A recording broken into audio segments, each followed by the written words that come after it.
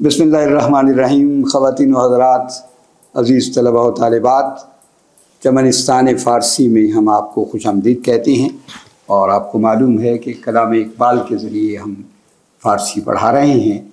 आज जो हमारा मौजू है वो वाहिद और जमा है या मुफ़रद और जमा है। इस पर हम निस्बतन कोई 1.5 मिनट के बाद गुफ्तगू करेंगे। उसकी वजह ये है कि हमारा एक साबिका जो प्रोग्राम था उसमें हमने सिफ़त और मौसूफ़ के हवाले से कुछ गुफ्तगू की थी, लेकिन उसमें 1-2 बातें जो थीं वो वक्त की कमी के बायस रह गई थी। वो हम आज इंशाल्लाह उसकी तरफ एक इजमाली इशारा करेंगे और फिर आगे बढ़ेंगे। हमारे यहाँ 3 दर्जे थे सिफ़त की अक़साम के, आप यूँ समझ लीजिए। यानी पहला दर्जा वो था जिसे हम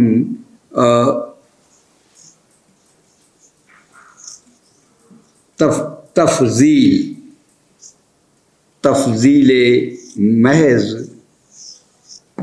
या तफ़ज़ील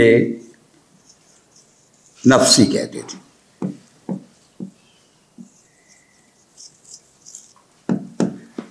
तफ़ज़ील महज़ या महज़ और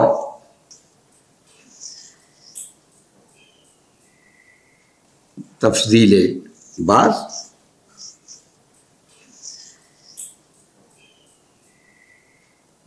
और तफ़ज़ील महज़ या तफ़ज़ील नफ्सी, तफ़ज़ील बाज़ और तफ़ज़ील कुल।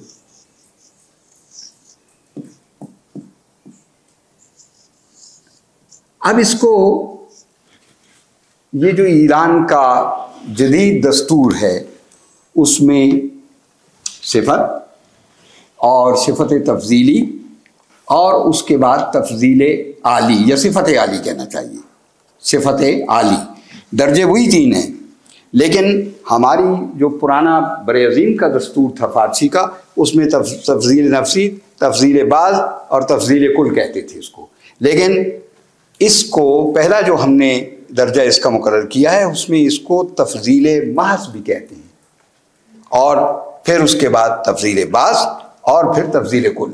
लेकिन ईरानी जदीद दस्तूर के मुताबिक सिफ़त जो है उसको तो हम एक दर्जे के तौर पे उन्होंने लिया है। जैसे हम कहें खुश, बद, तल्ख़, शीरी, ये जो मैंने 3-4 लफ्ज़ बोले हैं ये असल में तफ़ज़ील महज़ हैं या तफ़ज़ील नफ्सी हैं।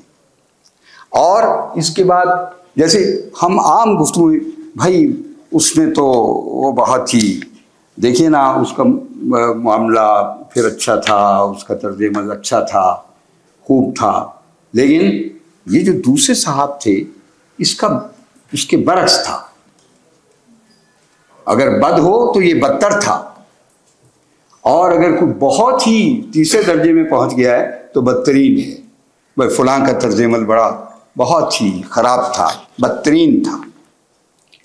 तो बद, बदतर, बदतरीन, खूब, खूबतर, खूबतरीन, खुश, खुशतर, खुशतरीन, ये 3 दर्जे थे जो मैं पिछली गुफ्तगू में आपको इसलिए नहीं बता सका कि वक्त की कमी थी, लेकिन मैंने उसकी तरफ अब इशारा कर दिया है।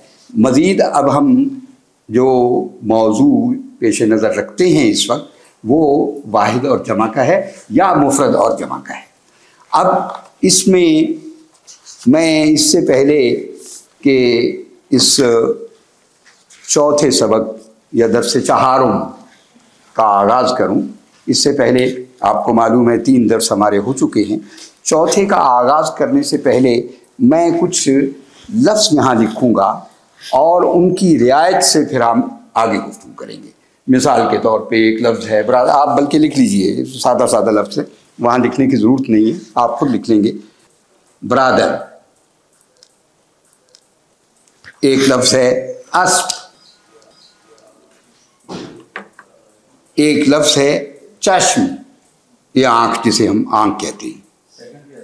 अस्प घोड़ा, अस्प अलिफ सीन पे अस्प। एक लफ्ज़ है تھوڑا سا مشکل ہے، اگرچہ زیادہ مشکل نہیں ہے، وہ میں لکھ دیتا ہوں. وہ ہے نویسندے. ہم اسے اپنے لہجے میں کہیں گے تو نویسندہ کہیں گے، لیکن ایرانی لہجے میں ہم کہیں گے تو نویسندے. نویسندے. یا ایک لفظ ہے سندلی، ایک لفظ ہے قلع.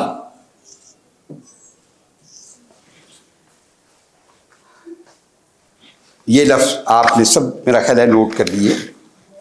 اس کے ساتھ کچھ لفظ اور لکھیے. مثال کے طور پہ برادران.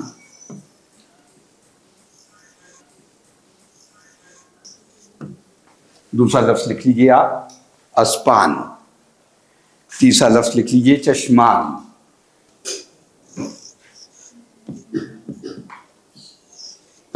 اس کے ساتھ سلیش لگا کے ایک لفظ اور لکھیے اور وہ ہے چشمہا. نوی سندگان. یہی لکھ لیتے ہیں.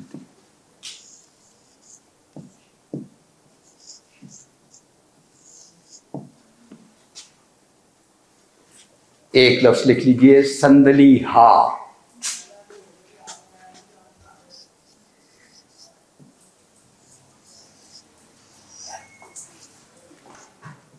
قلاجات.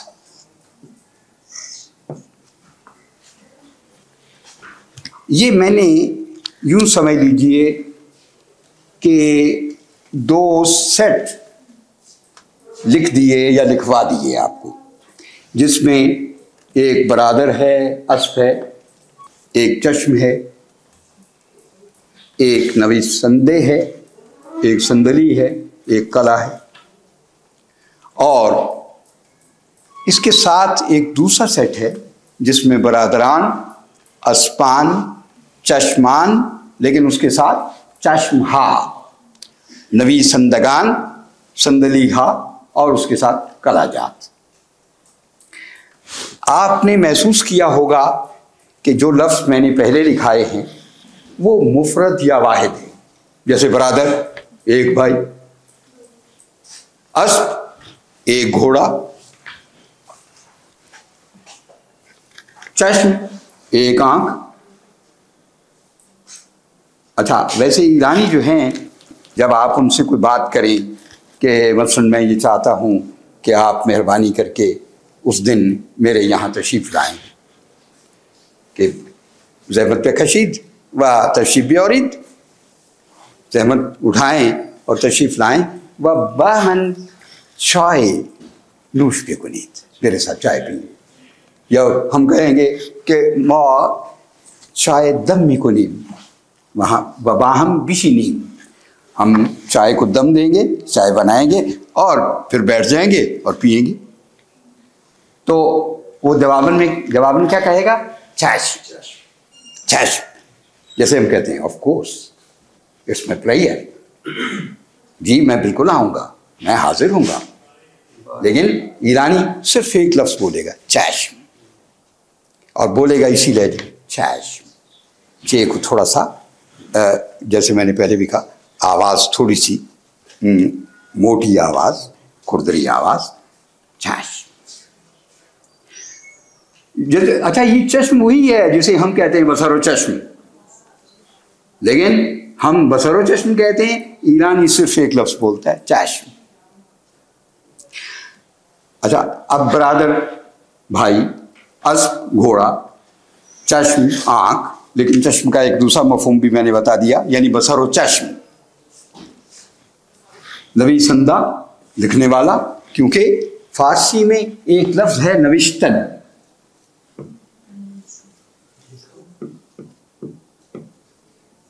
آپ نے ایک مرکب یا تفیع ضرور سنا ہوگا، اور وہ کیا ہے؟ نوشت و خواند. نوشتن لکھنا اور خواندن پڑھنا. نوشت و خواند، مثال کے طور پہ ہم یہ کہیں گے فلاں صاحب جو ہیں نوشت و خواند کے معاملے میں تقریباً پیدل ہیں، مطلب نہیں، نہ وہ لکھنا جانتے ہیں اور نہ وہ پڑھنا جانتے ہیں.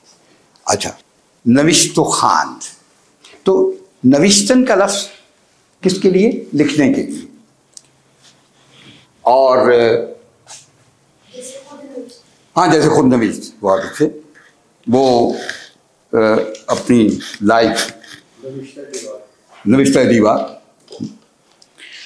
تو بہت سے ماشاءاللہ نویسندہ ہم اپنے لہجے میں کہہ رہے ہیں نویسندے نویسندے لکھنے والا.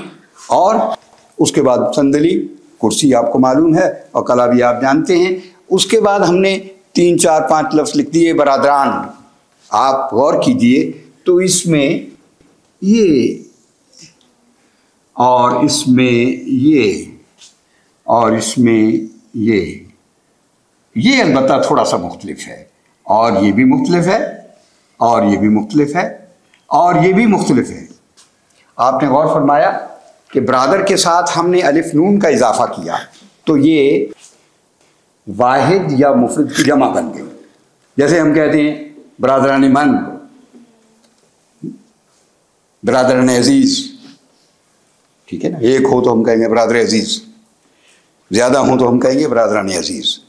اسمان، آپ نے دیکھا الف نون کا اضافہ یہاں بھی ہے، الف نون کا اضافہ یہاں بھی ہے، الف نون کا اضافہ یہاں بھی ہے، لیکن اس کے ساتھ ہم نے ہا کا اضافہ بھی کر دیا چشم کے ساتھ.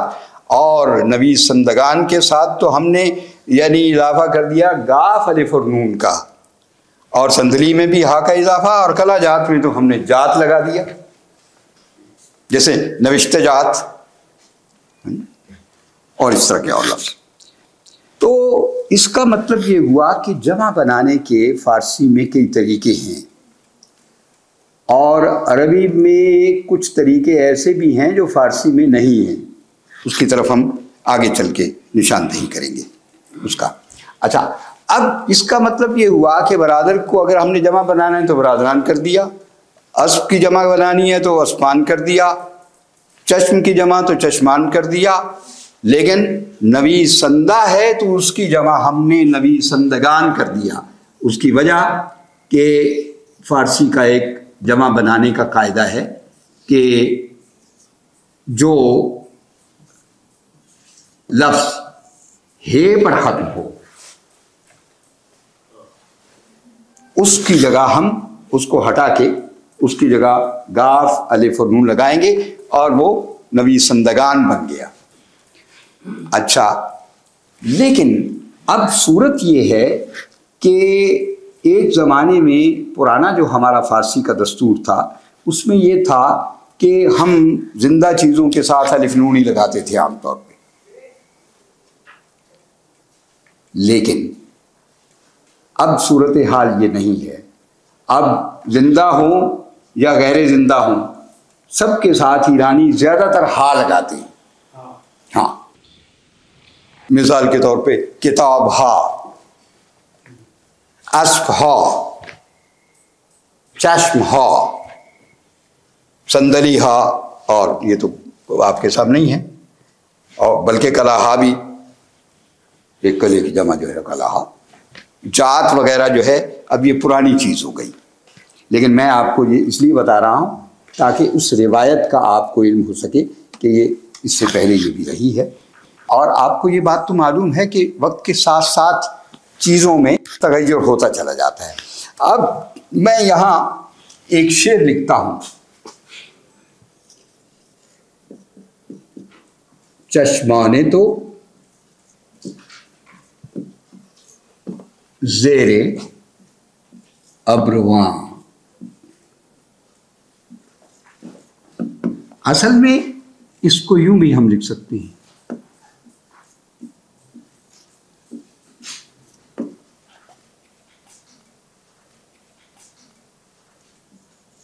دندانے تو، دیکھ لیجئے میں دندانے تو نہیں کہہ رہا، دندانے تو تمہارے دانت، دندانے تو جملہ در دہانند، یعنی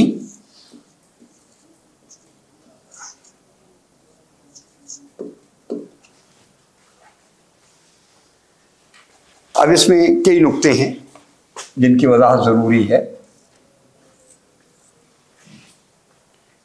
ابھی کروں گا، لیکن پہلے آپ اس شعر پہ غور کیجیے. شعر کیا ہے؟ ایسی ایک سٹیٹمنٹ ہے، ایک بیان محض ہے. شعر کی تو اس پہ تہمت ہے، اس لیے کہ یہ شعر کیا ہوا کہ چشمانے تو زیر ابرو آنند، تیری آنکھیں تیرے ابروؤں کے نیچے ہیں تو اور کہاں ہوتی ہیں؟ ابرو کے نیچے ہی ہوتی ہیں. دندانے سے جملہ در دہانند، تمہارے دانت جو ہیں تمہارے منہ کے اندر ہیں، اور کہاں ہوتی ہیں؟ مٹھی میں تھوڑی ہوتی ہیں، وہیں ہوتے ہیں، منہ میں ہوتے ہیں، حتیٰ کہ مصنوعی بھی ہوں. اچھا، اس کی ایک روایت اور بھی ہے، چشمانے تو زیر ابروان است، یہ بھی ایک نکتہ ہے، اور دندانے تو جملہ در دہان است.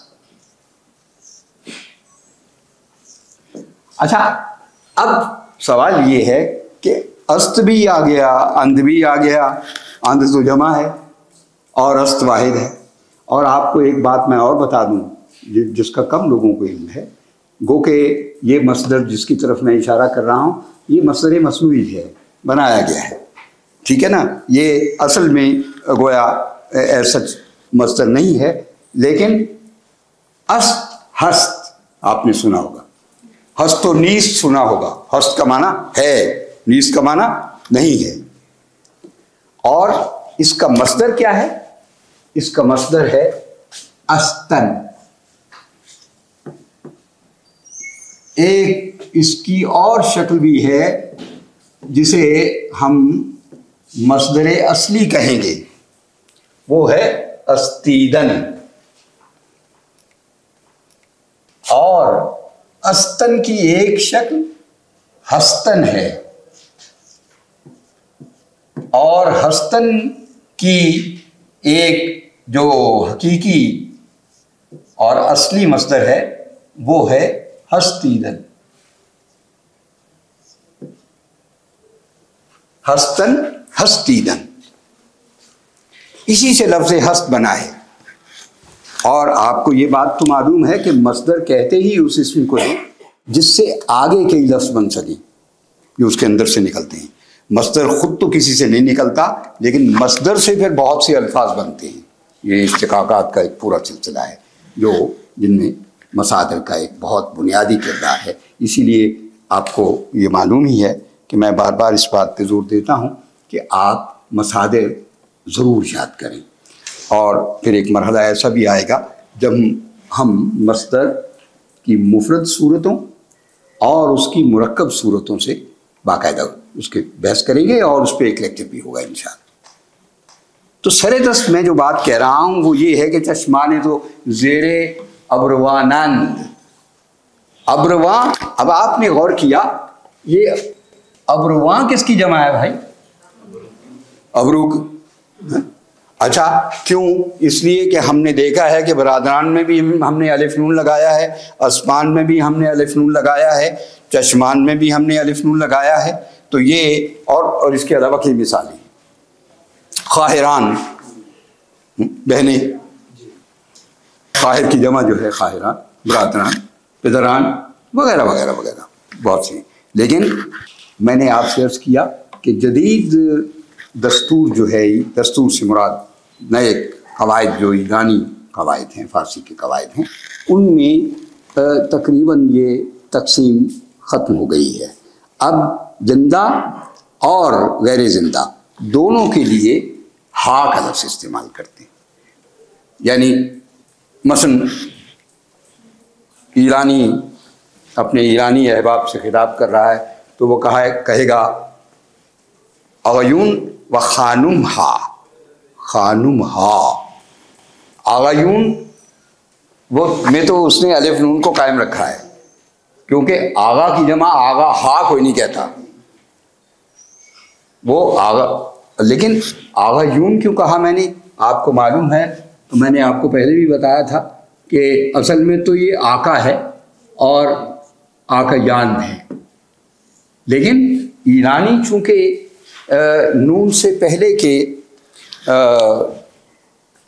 حرف کو واو سے بدل دیتے ہیں، لہذا آغا یان نہیں अगयुन, अगयुन। और लेकिन अब खानून जो है आपको मालूम है ये तुर्की लफ्ज है जी, जैसे बेगम तुर्की लफ्ज है। वो मशहूर शेर याद नहीं है आतिश का आपको, दुख्तरे रज़ मेरी मूनिस है, मेरी हमदम है, मैं जहांगीर हूँ वो नूर जहां बेगम है। तो अब दुख्तरे रज़ मेरी मूनिस है, मेरी हमदम है, मैं जहांगीर हूँ वो नूर जहां बेगम है। तो किसी ने एतराज़ किया कि जनाब ये आप क्या कर रहे हैं, ये बेगम तो नहीं है, तुर्की में तो बेगुम है, गाफ पे पेश है। उसने कहा हुजूर मैं ये शेर उर्दू में कह रहा हूँ, तुर्की में नहीं कह रहा। तुर्की में कहूँगा तो गाफ पे पेश लगाऊंगा मैं। तो मैं जैसे उस पहले भी मैंने एक दफ़ा अर्ज़ कर चुका हूँ, एक से ज़्यादा दफ़ा, कि हर ज़बान का एक अपना मिजाज होता है, उसका एक अपना लिसानी कैंडा होता है, उसकी एक अपनी लिसानी साख्त होती है। लिहाजा इसीलिए मैं ये भी कहा करता हूँ कि भाई इसमें हमारा इसरार कोई मानी नहीं रखता, यानी जिस तरह बोलता है उस तरह बोलना चाहिए, सीधी सी बात है। उसमें हमारी ठीक है, एक ज़माने में एक मुद्दत तक सदियों तक की हमारी ज़बान रही, लेकिन अब ये ज़बान जो है या तो अफ़गानिस्तान की है या ताजिकिस्तान की है और सबसे बढ़ के ईरान की है। इसकी मिजाज को हमें पेश नज़र रखना होगा। अब एक बात हमने गोया तय की और वो ये की कि अबरुआन की जमा अबरुआन, अबरू की जमा अबरुआन हमने कर दी। और दंदाने, तो एक बात और भी सुन लीजिए, ये लफ्ज़ जो है उर्दू में तो हम इसे जमा के तौर पे लेते हैं। मिसाल के तौर पे आपने देखा हुआ दुकानों पे लिखा हुआ होता है, अब तो खैर दंदान साज भी कोई नहीं लिखता, डेंटिस्ट ही लिखते हैं, हाँ, और उस पर ज़्यादा फ़ख्र महसूस करते हैं। लेकिन एक ज़माने में दंदान साज, ठीक है ना। लेकिन फ़ारसी में दंदान जो है ये जमा नहीं है। अगर जमा हो तो फिर वाहिद क्या होगा, दंद। उर्दू में तो हम कहते हैं दांदे च बड़ा दर्द हो गया, लेकिन फ़ारसी में दंदान वाहिद है, याद रखिए। और इसीलिए उसकी जमा जो है दंदान हा। ये जो यहाँ शेर लिखा है दंदाने, तो जुमला दर्द हानंद, बज़ाहिर तो यहाँ भी लगता है कि दांत की जमा ही होगी, लेकिन मुराद ये है कि तेरा एक एक दांत तेरे मुंह में है। दंदाने तो जुमला, और साथ जुमला का लफ्ज़ भी कह दिए ना, तेरा एक एक दांत। दंदाने तो जुमला, जुमला का माना तमाम, यानी तमाम दांत, वरना दंदान जमा नहीं है, याद रखिए। फ़ारसी में दंदान जमा नहीं है, दंदान का माना एक दांत। अच्छा, और जुमला जब कह दिया तो उसमें तमाम आ गए। और अब अस्त क्यों आया, इसमें भी एक नुक्ता है, और वो नुक्ता ये है कि फ़ारसी में ये जो लफ्ज़, अस्मा, ये चीज़ें जिनमें शऊर नहीं है, अक्ल नहीं है, याद रखिए, उसके लिए आम तौर पे वाहिद का यानी फ़ेल नाक़िस इस्तेमाल होता है। ये जो अंद अस्त वगैरह हैं ये फ़ेल नाक़िस हैं, याद रखिए। मिसाल के तौर पे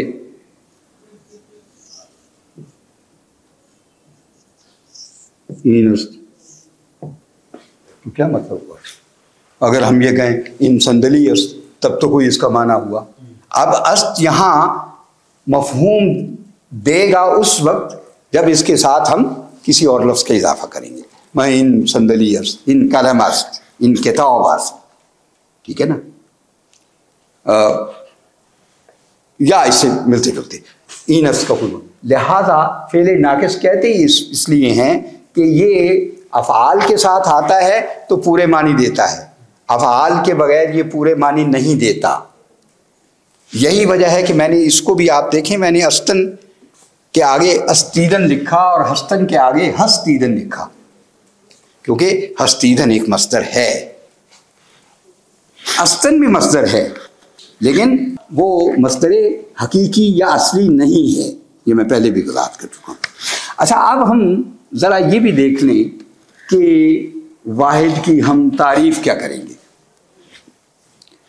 ये आपके जहन में बिल्कुल क्लियर है कि वाहिद क्या होता है या मुफरद क्या होता है, اور یہ بھی آپ کے ذہن میں کلیئر ہے کہ جمع کیا ہوتا ہے. لیکن اگر اس کی تعریف کرنی پڑے تو ہم سادہ لفظوں میں کہیں گے کہ یہ ایک ایسا اسم ہے جس کا اطلاق ایک چیز پر ہوتا ہے، یا ہم یوں کہیں گے وہ اسم جس کا اطلاق ایک چیز پر ہو اسے واحد کہتے ہیں. بہت سادہ لفظوں میں میں بیان کر دوں، وہ اسم جس کا اطلاق ایک چیز پر ہو وہ واحد ہے، اور وہ اسماء جن کا اطلاق بہت سی چیزوں پہ ہو یا بہت سے افراد پر ہو وہ کیا ہے؟ وہ جمع ہے.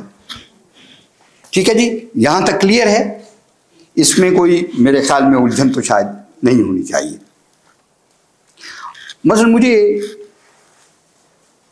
ایک اور بات ذہن میں آئی میرے ذہن میں، اور وہ جو ہے وہ ہا کے حوالے سے.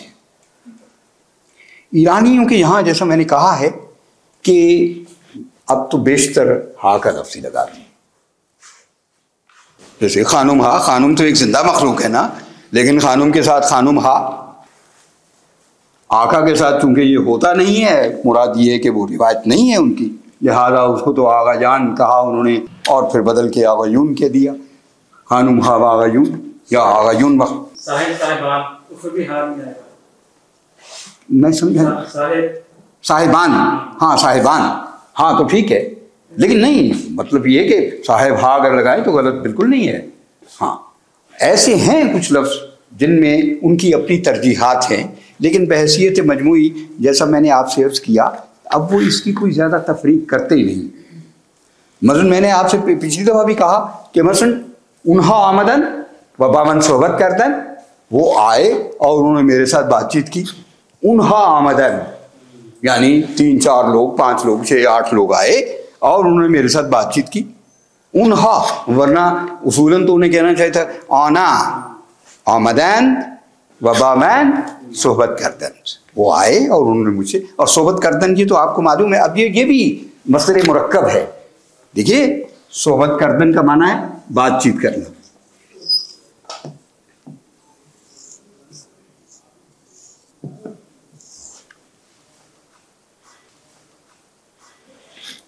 تو انہا آمدن، اچھا انہا کا ایک اور بھی پرانا تھا، مثلا ایشن، ایشان جسے ہم کہتے ہیں، ایشان آمدن و بامن صحبت کردن. لیکن عام طور پہ ایشن اب کم استعمال ہوتا ہے، انہا زیادہ استعمال. آنہا، اصل میں انہا جب میں کہہ رہا ہوں تو اس سے مراد کیا ہے؟ آہا، آہا. لیکن اب چونکہ زیادہ تر میں ایرانی لہجے ہی میں بات کر رہا ہوں، بلکہ وہ تو انہا کو بھی اس طرح بھی لکھ سکتے ہیں، لیکن پڑھیں گے اس کو انہا. تو اب گویا ہم نے واحد اور جمع کی تعریف متعین کر دی، ایک سے زیادہ چیزیں ہوں گی تو. لیکن اب ہا کے حوالے سے مجھے کہانی کا ایک قصیدہ یاد آتا ہے جو میں آپ کو سناتا ہوں. اس کا صرف ایک بند سناؤں گا، لیکن آپ ذرا دیکھیے وہ بات جو میں کہا کرتا ہوں کہ شاعری میں آوازوں کا ایک بہت ہی بے مثال کردار ہوتا ہے. مثلا سنیے آپ کہ بنفشا، سن لیجئے پہلے پھر میں کہیے گا تو لکھا بھی دوں گا. بنفشا رستا الزمین بطرف جوئے بارہا، بنفشا رستا الزمین بطرف جوئے بارہا، و یا گسستہ حوری سے زلف خویش تارہا، ج سنگ اگر ندیدئی چساں جہد شرارہا، بے برگ ہائے لالبی میان لالزارہا، کہ چن شرار می جہد ج سنگ کو حسارہا. آپ دیکھیے ہر مصرے میں ہا آیا. بنفشا رستا الزمین، زمین سے بنفشا اگا، بے طرف جوئے بارہا، ندی کے کنارے بنفشے کے پھول اگے ہیں. نقشہ یہ کھینچ رہا ہے، بہاریہ قصیدہ ہے نا. تو بہاریہ قصیدہ جو ہوتا ہے وہ تو آپ کو معلوم ہی ہے، اس سے پہلے بہار کا منظر بیان کیا جاتا ہے. بنفشا رستا الزمین، رستن کا معنی کیا ہے؟ اگنا. یہ 2 لفظ ہیں، ایک رستن ہے اور ایک رستن ہے، یاد رکھیے. یہ رستن ہے ایک لفظ ہے رستن. رستن کا معنی نجات پانا. اردو میں استعمال ہوتا ہے وارستہ نہیں کہتے, سبزہ نو رستہ. ہاں اقبال نے نہیں استعمال کیا سبزہ نو رستہ اس گھر کی نگہبانی کرے. آسماں تھے اپنی والدہ کا جو مرثیہ لکھا ہے تو اس میں کہا ہے نا کہ آسماں تیری لحد پر شبنم افشانی کرے, سبزہ نو رستہ اس گھر کی نگہبانی کرے. جو نیا نیا ہوگا ہے سبزہ, تازہ سبزہ جو ہے وہ نگہبانی کرے. تو رستن نجات حاصل کرنا, یہ اس کے مزاج میں بڑی وارستگی ہے. تو وارستگی کیوں, آزادہ رو آدمی ہے, کسی کے کہنے سننے میں نہیں آتا, اپنا ایک آزاد مزاج رکھتا ہے, اپنی ایک آزاد فری تھنکنگ رکھتا ہے. کسی کے فلاں کہہ دے کہ چل پڑو تو چل پڑے, نو, اس کا اپنا ایک مزاج. تو اب جانداروں کے لیے ان, لیکن اب نہیں, اب جانداروں بے جانوں دونوں کے لیے ہا کا لفظ جمع کے طور پہ آتا ہے. اب ہم ذرا کتاب کی طرف تھوڑا سا آتے ہیں اور پھر آگے بڑھتے ہیں. مثالیں کچھ ہم دیکھ لیتے ہیں جو جملوں کی صورت میں یہاں ہیں. ہاں ایک لفظ پلنگان ہے. پلنگ کہتے ہیں چیتے کو, وہ سعدی کا بڑا مشہور شعر ہے.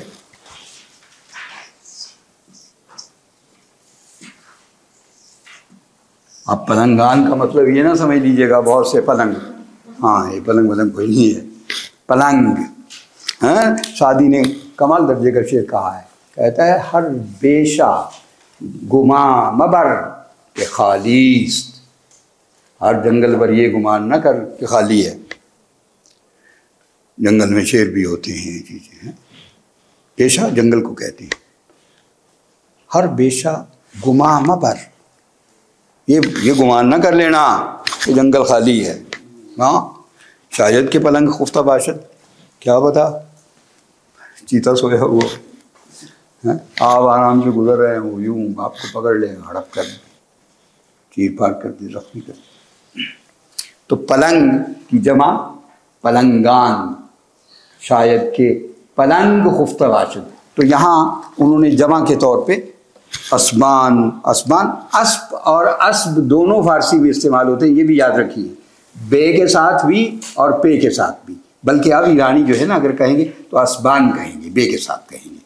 اور شیران شیر کی جمع ہے. اور یہ شیرا مادہ نہیں تھا آپ یہ گیٹ لاہور کا جو ہے شیرا مادہ گیٹ, تو ممکن ہے ایک زمانے میں وہاں اس طرح کا کوئی قصہ کہانی ہوتا ہو, اسی سے مشہور ہو گیا ہو.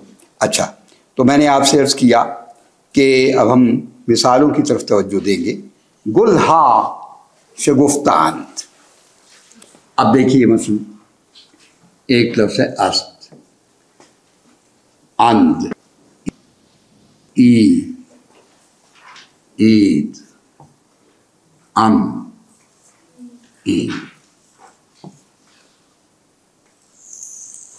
اب فرض کر لیں ہم ان کو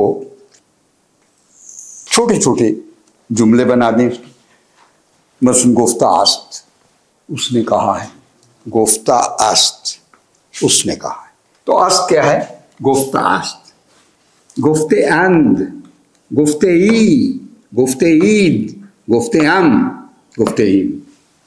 بارہا گفتاموں بار دیگر می گویم. میں پہلے بھی بارہا کہہ چکا ہوں, اب پھر کہہ رہا ہوں کہ میں نے دل زدہ ای راہ نہ خود می پویم. میں پہلے بھی کہہ چکا ہوں, انتباہ کر چکا ہوں, دوبارہ کہہ رہا ہوں. حافظ کا شعر ہے. بارہا گفتاموں, میں نے بارہا کہا ہے. بارے دیگر می گویم, اب میں دوبارہ کہہ رہا ہوں. کیا کہہ رہا ہوں؟ کہ میں نے دل زدہ, کہ میں جو عاشق مزاج آدمی ہوں, عاشق ہوں, میں نے یہ رستہ خود بخود اختیار نہیں کیا, چلانے والے نے اس رستے پہ مجھے چلا دیا ہے. کہ میں نے دل زدہ, دل زدہ کس کو کہتے ہیں؟ عاشق کو, محبت کرنے والے. کہ میں نے دل زدہ این راہ نہ بخود می پوجا, میں یہ رستہ خود نہیں اس پہ چل رہا, بلکہ یہ اس رستے پہ چلانے والے نے مجھے چلا دیا ہے. ایک جملہ تو یہی ہو گیا کہ گلہا شگفتہ اند, उस अंध की वजाहत के लिए मैंने अस्त भी लिखा और ई भी लिखा और ईद भी लिखा और अम भी लिखा और एम भी लिखा। और ये मैं पहले बता चुका हूँ कि असल में आप गौर करें तो यही 5 हर्फ हैं जो मैंने गालिबन पहले लेक्चर में लिखे थे, नद, ये, यद, मीम, यम। यानी नद बन जाएगी, जमा बन जाएगी,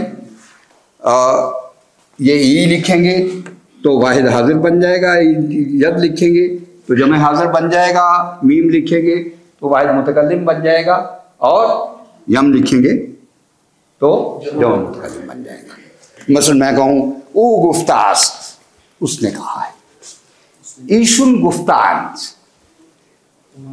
हाँ उन्होंने कहा है, कहा नहीं कहा है, ये माजी करीब है। वो गुफ्तास्त, उसने कहा है, या वो गुफ्तास्त, ईशुन गुफ्तेन, तो गुफ्ताई, शुमा गुफ्ताई, मन गुफ्तान, मा गुफ्ताई, मन मैं, मा हम। ठीक है, जरा अगर आप चाहें तो मैं ये भी लिख दूं, यानी मिसाल के तौर पे गुफ्तास्त उसने कहा है, या ऊ, यहां क्या आएगा, ईशान, तो शुमा, मन, मा। वो गुफ्तास्त, ईशुन गुफ्तान, तो गुफ्ताई, शुमा गुफ्ताई, मन गुफ्तान, मा गुफ्ताई। ठीक हो गया जी, ये आप नोट फरमा लीजिए। गुफ्तात ई है, इसमें जामिया मोड़ के वो ई की बजाय हमजा लगाते हैं, गुफ्ताई लिखते हैं, यही चीज है कोई? नहीं, इसका उससे कोई वो तो है। मसलन गुफ्ते शुमा गूश न कर दें, मैंने जो बात आपने कही मैंने उस पर तवज्जो नहीं दी। गुफ्ताए शुमा, गुफ्ताए जब कहेंगे तो वो उसकी मफूली हालत आ जाएगी। जो बात आपने कही है गुफ्ताए शुमा, गुफ्ताए गालिब एक बार उसको पढ़कर उसे सुना के यूं, पढ़ के उसे सुना के यूं, गुफ्ताए गालिब एक बार पढ़ के उसे सुना के यूं, गुफ्ताए गालिब जो कुछ गालिब ने कहा है। तो लिहाजा गुलहा शगुफ्तान, किताब हा रूए मेज़ अस्त, किताबें मेज़ पर हैं। आपने गौर किया, किताब हा किताब की जमा, दफ्तर हा दरकीफ अस्त, कॉपियाँ बस्ते में हैं।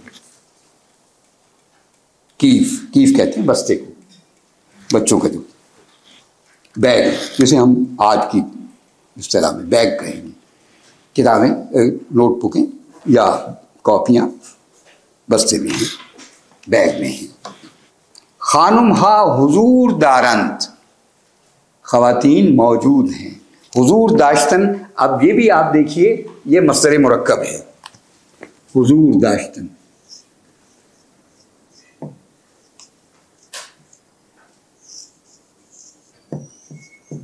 हुजूर दाश्तन का माना मौजूद होना। खानुम हा खवातीन, हुजूर दाश्तंद या हुजूर दारंद। अगर तो दाश्तंद है तो हम कहेंगे खवातीन मौजूद थी। अगर हम कहेंगे दारंद तो इसका माना है मौजूद हैं। दाश्तंद का लफ्ज़ी माना तो रखना है, लेकिन हुजूर दाश्तंद जब आएगा तो उसका माना हाजिर होना। बुशकाब हा, बुशकाब तो आप पहले भी पढ़ चुके हैं, प्लेट को कहते हैं। बुशकाब हा तमीज़ अंद, साफ है, प्लेटें साफ हैं। आयून आमदा अंद, आयून लोग, मर्द आ गए हैं। पिसरान, पिसरान अब किसकी जमा? पिसर की, जो हमारे उर्दू में भी आम मुस्तआमल है, पिसरान फुला। पिसरान क्रिकेट बाजी मीकुनंद, ये क्रिकेट वही है जो क्रिकेट है, लेकिन चूंकि आपको बताया हुआ है कि फारसी में टे नहीं है, डाल नहीं है, और भी कई हर्फ नहीं है, लिहाजा टे की जगह ते आ गई। क्रिकेट बाजी मीकुनंद, क्रिकेट खेल रहे हैं, खेलते हैं, मीकुनंद खेलते हैं। दुख्तरान दर्स मी खानंद, बच्चियाँ, लड़कियाँ। दुख्तर याद रखें, दुख्तर का माना तो बेटी है, लेकिन दुख्तर का माना लड़की भी है। दुख्तरान दर्स मी खानंद, लड़कियाँ سبق پڑھ رہی ہیں، پڑھتی ہیں، میخوانند پڑھتی ہیں. استادان تدریس میکنند، استاد پڑھاتے ہیں، تدریس کرتے ہیں. دانشجویان زبان فارسی را یاد میگیرند، طالب علم فارسی زبان سیکھتے ہیں، یاد میگیرند سیکھتے ہیں. ٹھیک ہو گیا جناب؟ جہاں تک کلیئر ہے تو ہم آگے چلیں، یا اس میں کوئی سوال ہے آپ کے پاس؟ اچھا جی، اچھا.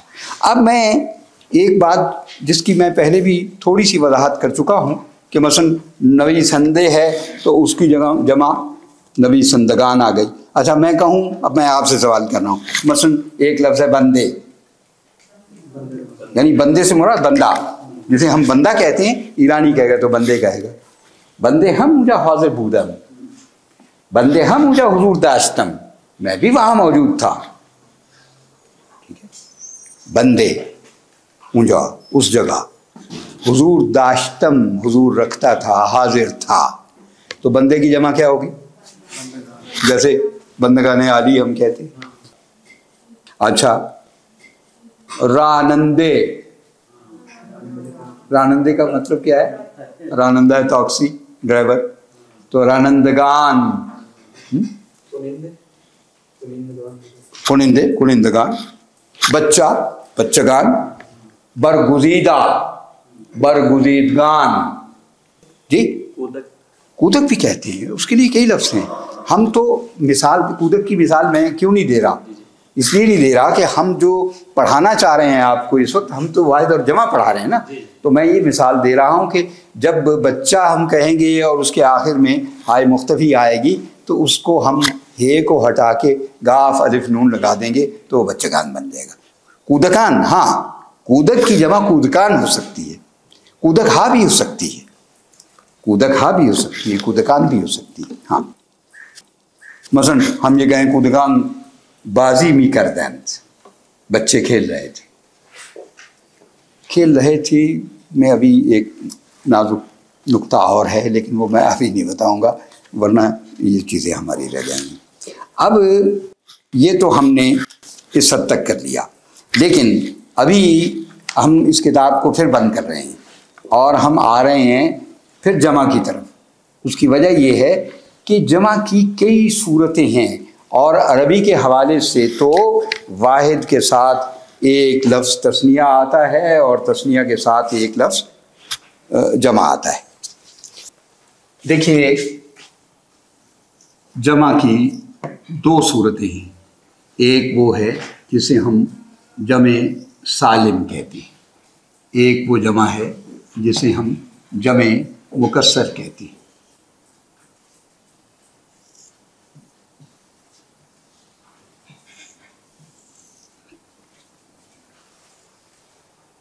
مثلا ایک لفظ ہے برادر،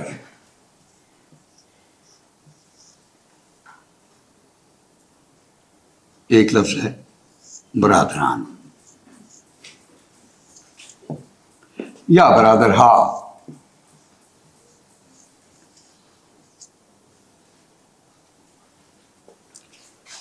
ایک لفظ ہے جمع مکسر. میں اس سے پہلے کہ جمع مکسر کی کوئی مثال لکھوں میں اس کی وضاحت کر دوں کہ جمع مکسر سے مراد کیا. جمع سالم تو سیدھا سیدھا ہے، الف نون لگا دیے، آپ نے لفظ کو نہیں بدلا، آپ نے واحد کو نہیں چھیڑا، اس میں یا آپ نے الف نون لگا دیا یا آپ نے ہا لگا دیا. تو برادر کی جمع کیا ہو گئی؟ برادران. خواہر کی جمع کیا ہو گئی؟ خواہران. خواہر خواہران. اور دختر کی جمع کیا ہو گئی؟ دختران. دختر کی دختران یا دختر ہا دونوں ہی صحیح ہیں، لیکن سر دست ہم یہیں تک رہتے ہیں. دختر ہا بھی لگا دیں تو دختر کے لفظ میں کوئی فرق نہیں آیا. یہ بہت اہم نقطہ ہے جو آپ کو ذہن میں رکھنا چاہیے کہ جمع سالم سے کیا مراد ہے. میں جیسے ہم کہیں کہ بھائی ایکسیڈنٹ تو ہوا لیکن الحمدللہ وہ سالم اور محفوظ رہا، صحیح و سالم رہا، کچھ ہوا نہیں، اس کو زخمی نہیں ہوا، سالم پورے کا پورا. تو آپ دیکھ لیجئے برادر پورے کا پورا الف نون بڑھا دیا ہے، برادر کو ہم نے نہیں چھیڑا. خواہر دختر ان کے ساتھ الف نون ہم نے بڑھا دیا اور کچھ نہیں، یعنی ان کی حیت کو نہیں بدلا ہم نے۔ تو جب ہم جمع میں حیت کو یا صورت کو نہیں بدلتے تو وہ کیا ہے؟ وہ جمع سالم ہے۔ لیکن جمع مکسر کیا ہے؟ مثال کے طور پہ عربی میں ایک جملہ آتا ہے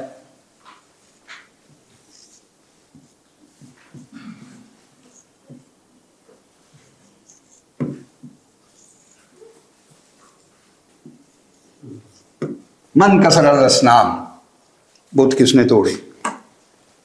کسرا کا معنی ہے توڑنا، کسرا اس نے توڑا، من کسر الاسنام، بت کس نے توڑے، ٹھیک ہے؟ تو اسی سے لفظ مکسر بنا ہے۔ مکسر میں آپ کرتے کیا ہیں؟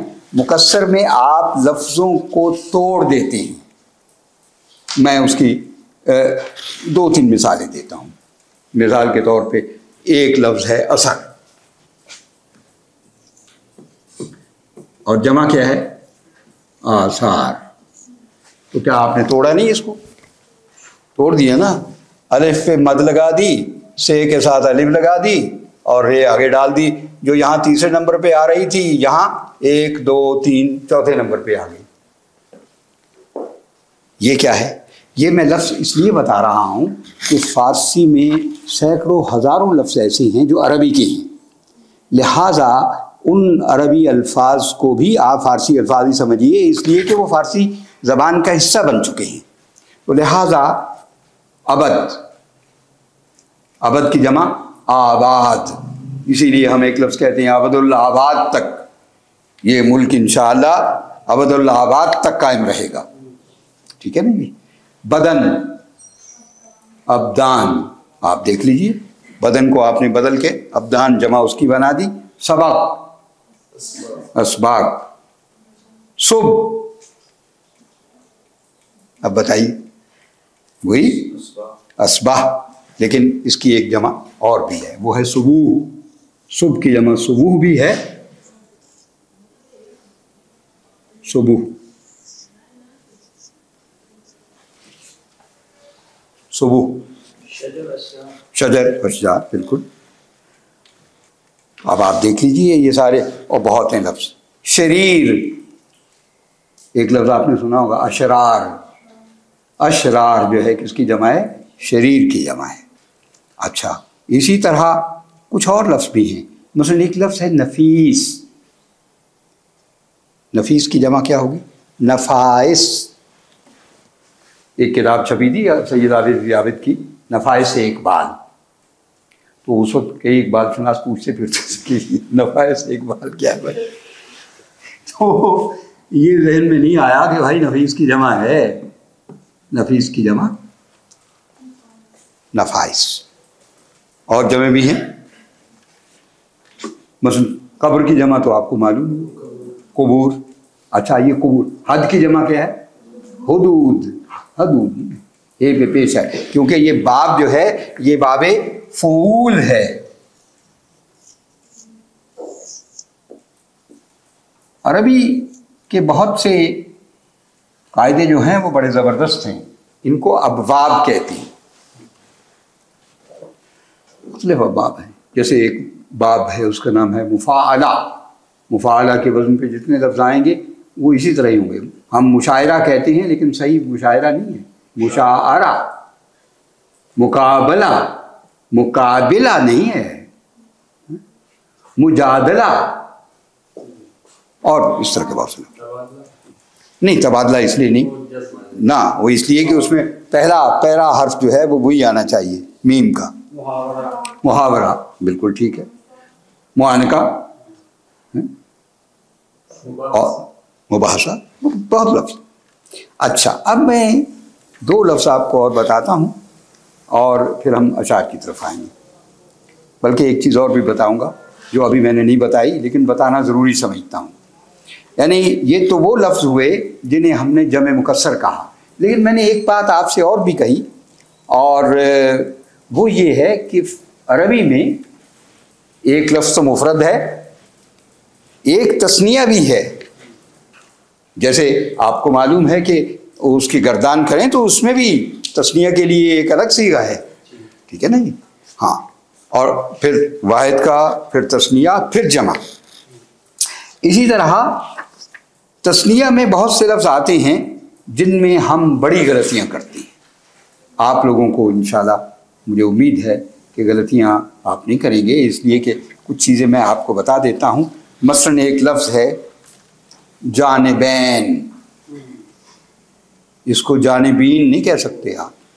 آپ دیکھیے ایک صاحب مجھ سے کہہ رہے تھے، کہنے لگے بھائی فراقی صاحب میں تو یہ چاہتا ہوں کہ دونوں فریقین میں صلح ہو جائے. میں نے کہا خدا نہ کرے کہ ان میں صلح ہو جائے. کہنے لگے آپ بڑے عجیب ہیں، غصے میں آ گئے. کہنے لگے فراقی صاحب آپ بڑے عجیب آدمی ہیں، میں خواہش کا اظہار کر رہا ہوں کہ دونوں فریقین میں صلح ہو جائے، آپ کہتے ہیں کہ نہیں میں تو خدا نہ کرے کہ صلح ہو جائے. کہنے کہ بھائی میں نے پھر کہا بھائی دونوں فریقین میں صلح قیامت تک نہیں ہو سکتی، کیونکہ گرامیٹیکلی غلط ہے. فریقین میں صلح ہو سکتی ہے یعنی دو فریق، دونوں فریقین. آپ اخبار اٹھا کے دیکھ لیجیے، دونوں فریقین بالکل غلط ہے. دونوں جانبین میں صلح ہو گئی، نہ بھائی نہ، دونوں نہیں. جانبین کا معنی دونوں جانب. اچھا قمرین، چاند اور سورج دونوں کو قمرین کہتی ہیں. شمسین، جی رب المشارق والمغارب بھی آتا ہے، رب المشرقین والمغربین بھی آتا ہے، رب المشرق والمغرب بھی آتا ہے.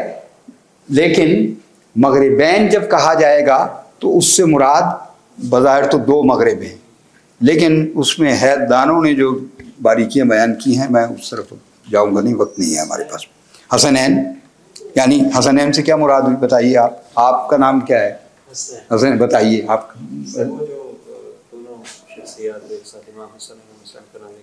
بالکل، حسن اور حسین دونوں کو حسنین کہیں گے. شمسین میں نے آپ کو بتا دیا. اچھا والدین، میں نے اپنے والدین کی مغفرت کی دعا کی. والدین کیوں بھائی؟ اس میں والد بھی ہے والدہ بھی یہ ہے، لہذا وہ والدین ہیں. ٹھیک ہے نا جی. یعنی اب بظاہر تو والدین کا مطلب ہے دو والد، تو دو والد تو نہیں، تو بری بات ہے. ٹھیک ہے نا. والدین سے مراد ہے والد اور والدہ. اچھا اسی طرح نعلین، نعلین کا معنی دونوں جوتے. یہ جو ہم کہتے ہیں وہ نال لگا ہوا تھا، گھوڑے کے کھر کے ساتھ نال لگا دیتے تھے، تو ان کو نعلین کیوں کہتے ہیں؟ ان کے بوٹ ہیں بھائی، وہ لوہے کے بوٹ ہیں جس سے وہ یعنی ان کے کھر جو ہیں وہ ضائع نہیں ہوتے اور وہ دیر تک یعنی بھاگ دوڑ کر سکتی. طرفین. اچھا ایک مصرع ہے من خرینے تو کوچے جانند. آپ اس کو یوں بھی لکھ سکتے ہیں، ایرانی اس کو لکھیں گے تو وہ یوں لکھیں گے. یہ من خرین کیا ہوا؟ یہ جو آپ دیکھتے ہیں اللہ میاں نے سانس کے لیے دو رستے بنائے ہوئے ہیں. یہ بھی ہے ایک نتنا، یہ ہے ایک نتنے پہ. آپ کو تو لطیفہ معلوم ہی ہوگا کہ ایک صاحب گئے تھے جن کے ناک میں کوئی مسئلہ تھا، تو اسپیشلزم پہ بہت اسپیشلسٹوں پہ بڑا طنز ہے وہ. تو گئے اور ان کا کہ صاحب مجھے بڑی وہ الجھن ہو رہی ہے، میں بڑی پریشان ہوں. اس نے کہا کیا ہوا کیا آپ کو؟ کہنے لگے کہ ڈاکٹر صاحب میرے یہ دائیں نتنے میں کوئی بہت تکلیف ہے. تو اس نے کہا بھائی میں معذرت چاہتا ہوں، میں بائیں نتنے کا اسپیشلسٹ ہوں. من خرینے تو کوچائے جان اند، یہ جو تمہاری ناک کے دونوں نتنے ہیں یہ کیا ہیں؟ کوچائے جان ہیں، تمہاری روح کا کوچا ہے. یہاں سے ہوا نہیں گئے تو بس گئے تم. یہ جو نفس کی آمد و شد ہے یہ یعنی اس کا انحصار کس پہ ہے؟ آپ کے دونوں نتنوں پہ. تو من خرینے تو کوچا ہے. اور اسی طرح اور بہت سے لفظ، قطبین ہے، بحرین ہے، اور جس کو لوگ بحرین نہیں بحرین جی کران السادین. یا اچھا ایک چیز اس میں جمع بھی ہے. ایک تو میں نے بتایا نا مفرد ہے ایک میں نے بتایا کہ جمع ہے یا واحد ہے اور جمع ہے، ایک اسم ہے اور لیکن اس کو کیا کہتے ہیں؟ اسم جمع۔ مثال کے طور پہ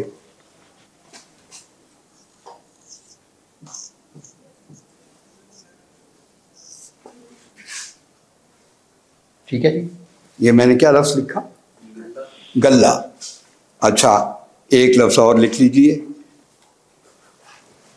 گروہ فارسی۔ اب ہم گروہ کہتے ہیں، لوگ وہاں گروہ در گروہ آئے موجود ہوئے، لیکن فارسی والے اس کو کہیں گے گروہ۔ مثال کے طور پہ ڈپارٹمنٹ آف اردو ہے تو وہ کہیں گے گروہ اردو، گروہ اردو نہیں کہیں گے، گروہ گاف پہ پیش لگائیں گے، گروہ اردو۔ اب آپ مجھے یہ بتائیے، گروہ کیا ایک شخص کو گروہ کہہ سکتے ہیں؟ کس کو کہیں گے؟ ایک سے زیادہ لوگوں کو کہیں گے نا۔ گلہ کس کا ہوتا ہے؟ بھیڑوں کا گلہ ہے، تو اس میں ایک بھیڑ تو نہیں ہوتی، لہذا یہ کیا ہوا؟ اس میں جمع ہوا۔ اچھا یا مثلا طائفہ، مثال کے طور پہ گلستان میں ایک حکایت لکھی ہے سعدی نے، اس میں بیان کیا ہے کہ یکی از طائفہ دزدان بر سر کل کوہ نشست بودند۔ دوست تو آپ جانتی ہیں چوروں کو کہتے ہیں، ڈکیتوں کو کہتے ہیں، کہ ڈکیتوں کا ایک گروہ جو تھا وہ پہاڑ کی چوٹی پر بیٹھا ہوا تھا، تو انہوں نے کیا کہا؟ نشست بودند۔ کیوں کہا نشست بود؟ کیوں نہیں کہا؟ یہی زیادہ تھے نا، زیادہ تھے لہذا۔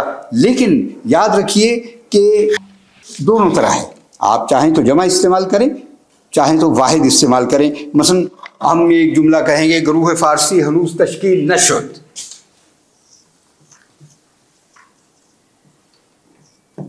گروہ فارسی نہ کہیں، گروہ زبان فارسی کہیں، گروہ فارسی ہنوز تشکیل نہ شد۔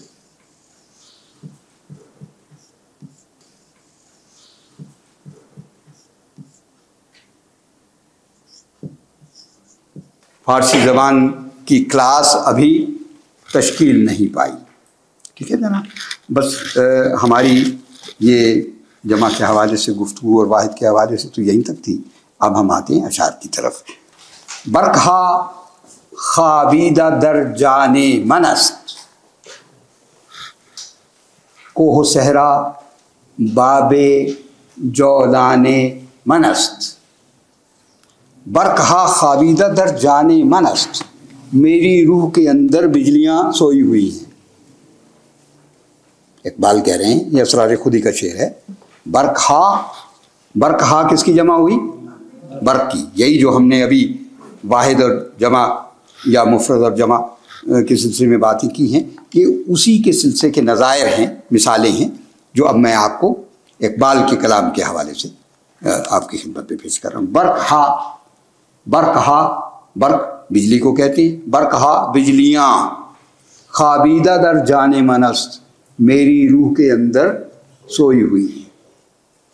کوہ صحرا باب جولان من است، اب یہ جولان کردن کہتے ہیں تاختن کو، حملہ کرنا، حرکت کرنا، تگ و تاز کرنا۔ تو کوہ صحرا باب جول، اور باب کس کو کہتے ہیں؟ لائق کو۔ دیکھیے وہ غالب کا شعر ہے ذہن میں، دھمکی سے مر گیا جو نہ باب نبرد تھا۔ دوسرا مصرع کیا ہے بھائی؟ جی نہ وہ ایک اور غزل کا ہے، اڑنے سے پیشتر بھی میرا رنگ زرد، نہیں غزل ہوئی ہے لیکن طلبگار مرد تھا۔ ہاں جی، دھمکی سے مر گیا جو نہ باب نبرد تھا، عشق نبرد پیشہ طلبگار مرد تھا۔ یہ مطلع ہے اس کا۔ تو باب نبرد کا معنی نبرد کے لائق، جنگ کے لائق۔ جنگ ہر ایک سے نہیں کی جاتی، کوئی اپنا کبھی حریف ہوگا ہمارے مقابلے میں تو جنگ کریں گے، ورنہ تو ہماری توہین ہے کہ فلاں کے ساتھ جنگ کریں، ٹھیک ہے نا۔ تو کوہ صحرا باب جولان من است، میری جولانی کے لائق اگر کوئی چیز ہے تو وہ کیا ہے؟ کوہ صحرا ہے۔ اور آپ کو معلوم ہے یہ جو بجلیاں ہیں ان کا زیادہ عمل دخل کہاں ہوتا ہے؟ کوہ صحرا میں ہوتا ہے، پہاڑوں پر چمکتی ہیں، صحراؤں میں چمکتی ہیں۔ تو اقبال نے بہت کچھ بتا دیا ہے، میں تفصیل میں نہیں جا رہا۔ اچھا اگلا ہے ماند شب ہا، وہی شب کی جمع کیا ہو گئی؟ شب ہا، ماند شب ہا چشم او محروم نوم، نوم کس کو کہتے ہیں؟ نیند کو۔ الصلاۃ خیر من النوم۔ ماند شب ہا چشم او، کس کی آنکھ؟ نبی اکرم کی آنکھ صلی اللہ علیہ وسلم۔ حضور اکرم صلی اللہ علیہ وسلم کی چشم مبارک جو تھی کئی راتوں تک بے خوابی کا شکار رہی، سوئی نہیں ہیں آنکھیں۔ کیوں؟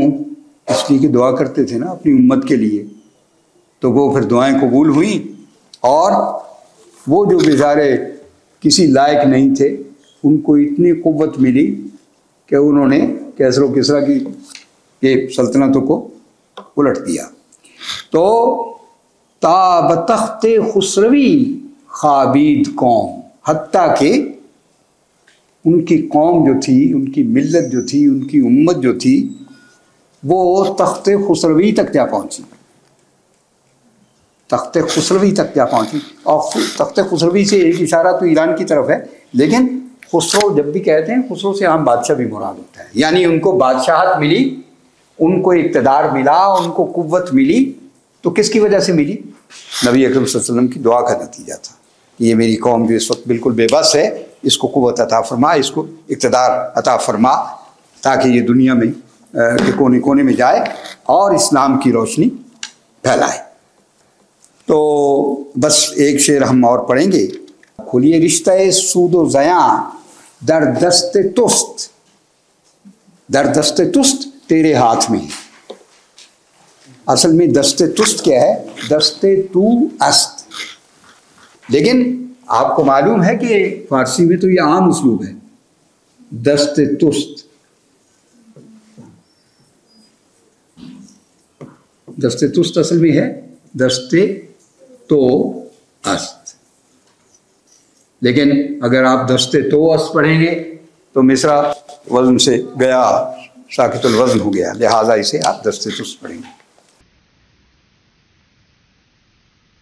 تو رشتہ سود و زیاں، سود فائدہ، زیاں زیاں کیا ہے؟ نقصان، در دست تست، یہ اشارہ کس کی طرف ہے؟ اقوام شرق کی طرف۔ یہ جو اقبال نے یہ شعر کہا ہے یہ پس سے باعث کرد اے اقوام شرق نامی کتاب جو 1936 میں لکھی، وفات سے صرف 2 سال پہلے لکھی، یہ اس کتاب میں یہ شعر ہے، رشتہ سود و زیاں در دست تست، نفع کا نقصان کا جو بھی معاملہ ہے یہ تیرے ہاتھ میں ہے، چاہو تو نفع کما لو، چاہو تو نقصان اٹھا لو، چاہو تو کامیاب ہو جاؤ، عروج حاصل کر لو، چاہو تو برباد ہو جاؤ، تمہارے ہاتھ میں ہے۔ یہ نہ سمجھو کہ فلاں نے تباہ کر دیا، فلاں نے برباد کر دیا۔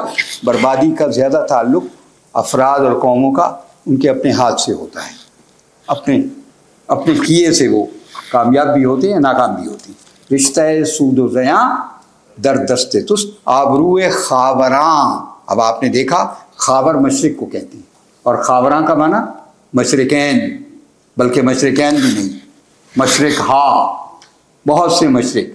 کیوں؟ اس لیے کہ جیسا میں نے پہلے بھی کہا، اور میں اس کی تھوڑی سی وضاحت کر بھی دوں، یعنی مفسرین لکھتے ہیں کہ یہ بالکل ایک کاسمولوجی کا ایک مانا ہوا قانون ہے اب، کہ سورج آج جس جگہ سے طلوع ہوا ہے اگلے دن عین اس جگہ سے طلوع نہیں ہوتا، بے شک ایک پوائنٹ کا فرق ہو، لیکن پوائنٹ کا فرق ہے۔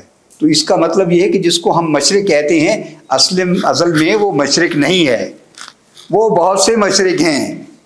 اسی لیے رب المشارق اور رب المغارب کیوں کہا جاتا ہے؟ اسی وجہ سے کہ نہ ایک مغرب ہے نہ ایک مشرق ہے، بہت سے مشرق اور بہت سے مغرب۔ تو یہ نکتے ہیں۔